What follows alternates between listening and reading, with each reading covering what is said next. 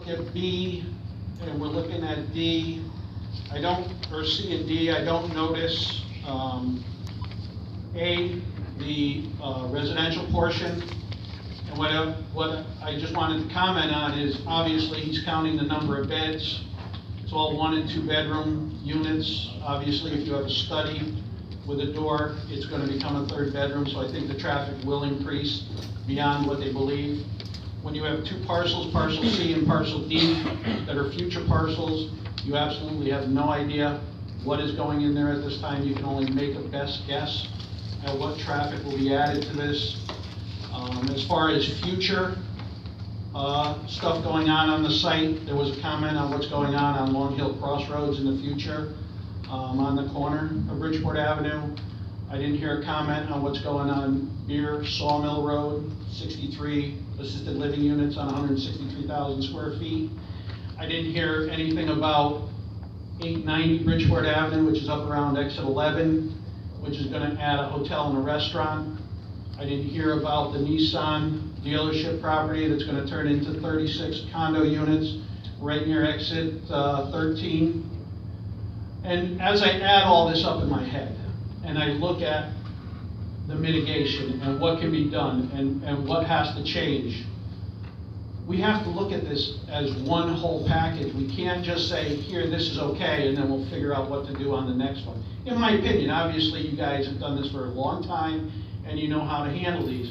But I just see this one project as being a steamroll of what is going to happen in the future. I see a parcel on Huntington Green that's 5 acres for $2 million. You need 25 buildings to cover that kind of money. It's a snowball effect, and obviously we're here to try and stop it and get some understanding and realization and get some control over it at this time. The retail. Retail is fine. You can take all the studies you want. You could go to Trumbull Mall and look how fine it moves. I've went there when I've had to shop near Christmas. I've been waiting a mile down the road on the Merritt Parkway to get off to even get on Main Street. So traffic studies do not really cover certain times of the year.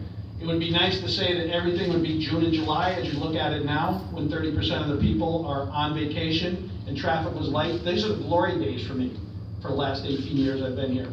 When there's no traffic, when traffic is very light. It's back. School's back in. It's now 4 or 5, 10, 20 minutes, depending on what time I'm heading home, to get off of Huntington down onto Buddington Road. The traffic's only going to get worse. And if we actually really study the traffic and we look at what is legal and what is not legal, you have trucks running up and down Mill Street all day, all the time. My wife called me up in tears because she was almost run off the road by a truck running up Mill Street. It doesn't say no through trucks. It is a truck sign with a circle and a line through it. No truck traffic. Not even deliveries onto the site. If we can't get control of our roads, we can't keep adding to it.